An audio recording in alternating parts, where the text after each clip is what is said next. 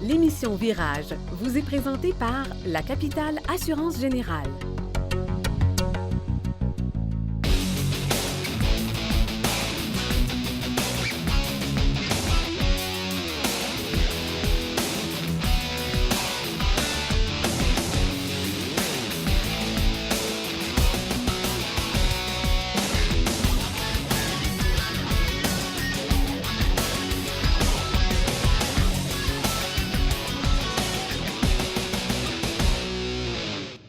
Bienvenue à Virage. Aujourd'hui à l'émission, nous allons vous présenter deux véhicules, le tout nouveau RAV4 et RAV4 hybride 2016. Nous allons aussi parler de la BMW i3 qui m'impressionne grandement que nous avons ici en studio.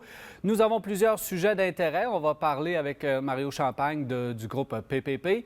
Des idées cadeaux en compagnie de Nicolas Trudel de Automode également. Et avant tout cela, nous nous sommes déplacés cette semaine au centre technique du CAA Québec afin de parler électronique dans les voitures. Il y en a beaucoup plus qu'on pense. On va voir ce reportage immédiatement.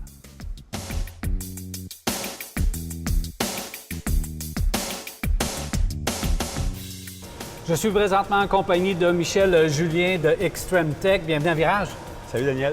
Alors Michel, on va parler d'électronique aujourd'hui dans les voitures. Souvent, lorsqu'on va allumer une lumière dans notre tableau de bord, on s'en va au garage et là, on fait faire une vérification de notre automobile. Mais toi, tu as développé un outil et tu penses que c'est important de le faire même s'il n'y a pas de lumière dans le tableau de bord. Explique-moi qu'est-ce que fait ta compagnie.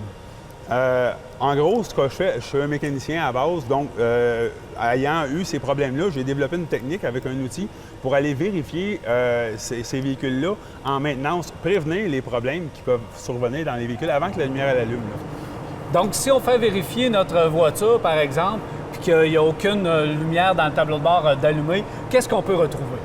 Bien, on va aller, premièrement, brancher l'appareil de diagnostic pour aller faire une interrogation de tous les modules, un à un. Puis, les modules, ils enregistrent, pendant qu'on roule avec le véhicule, ils vont enregistrer tout ce qui se passe dans le véhicule. Donc, ils vont nous donner des codes, des fois, pour des événements qui sont survenus. Ça peut être un événement, un injecteur qui a fait défaut pendant un court laps de temps, qui va avoir un code. Quand ça arrive, ça ne veut pas dire que ça fait allumer une lumière nécessairement, mais si le code... L'ordinateur, il se protège. L'ordinateur se protège, le code est présent. Puis l'ordinateur, il se protège avec une programmation de secours, si on veut, backup, ce qui fait que le rendement du moteur n'est pas optimum. Donc, c'est pas parce qu'il y a une lumière allumée qu'il n'y a pas de problème sur le véhicule nécessairement. Je ne veux pas être alarmiste, je veux juste expliquer que des fois, on peut améliorer des rendements moteurs ou l'économie d'essence par juste une petite vérification comme ça. Et une reprogrammation. Parce qu'ici autour, on a quelques voitures, donc on a branché l'appareil sur des véhicules. Il n'y avait pas de lumière d'allumée sur nos véhicules, puis on a détecté des problèmes. Oui, c'est ça. On a détecté des problèmes. C'est pas des gros problèmes. Je te parle de sécurité. Des problèmes de sécurité quand même. C'est ça. Sur un Honda Civic, on a détecté qu'il y avait une ceinture de sécurité, que le tensionneur, ce qui serre la ceinture quand il y a un impact ou quand on freine, il ne fonctionnait pas. Le conducteur ne s'en rend pas compte, mais s'il y a un impact, bien, le airbag va exploser. Ça peut causer des blessures graves. Ça peut causer des blessures graves, puis on s'en est jamais rendu compte si on n'a pas interrogé le véhicule avant que ça arrive. Là. Un autre véhicule, pratiquement neuf, on a détecté des problèmes au niveau de la transmission également. Oui, bien, les problèmes de transmission, s'il y a un glissement dans la transmission, s'il y a des choses qui arrivent, n'importe quoi interne dans la mécanique, l'ordinateur, il va prendre les datas puis il va les garder en mémoire pour, justement, quand il va se faire interroger, il va pouvoir retransmettre ça. Puis, le mécanicien va être en mesure de voir si c'est important ou non, peut-être effacer les codes puis revoir si ça revient, etc. Mais au moins, on a une idée de l'entretien du véhicule, de l'état général du véhicule. Là. Ça peut être aussi simple que la clé de démarrage. La clé d'un Dodge Caravan 2010, on avait un code dans le module de clé qui disait que la batterie était faible.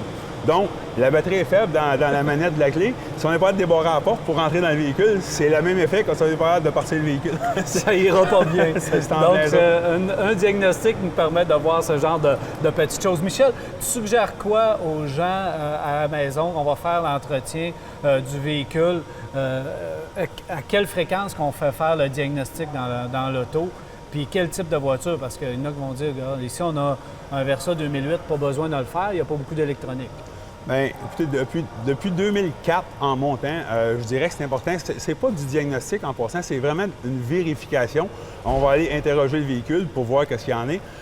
2004 en montant, on parlait d'un Versa à un i3 2015-2016.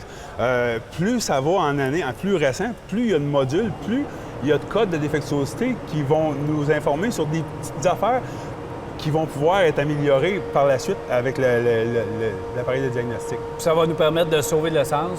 Ça va peut-être nous permettre d'avoir des troubles parce que, comme tu disais, 80 de la voiture, c'est de l'électronique maintenant. Il y a 80 d'électronique d'un véhicule récent. Donc, si on ne met pas l'appareil de diagnostic en maintenance, en mise au point, on va sauter une grosse partie de cette électronique-là. Donc, on fait une inspection visuelle, on laisse partir l'auto avec... on repart avec une auto avec 20 vérifié si on n'a pas vérifié l'électronique. Puis souvent, l'électronique va rapporter au frein, à la transmission, au moteur, etc. Donc, c'est de la sécurité, c'est de la consommation d'essence. C'est important d'aller vérifier, là. Absolument. Donc, on le demande à chaque changement d'huile. Bien, on demande à chaque inspection saisonnière, changement d'huile ou changement de pneu. Ça vaudra la peine que ça soit vérifié, juste pour tenir ça à jour puis voir que tout soit correct dans le véhicule, là. C'est important. Merci beaucoup, Michel. Ça fait plaisir. Merci, Daniel.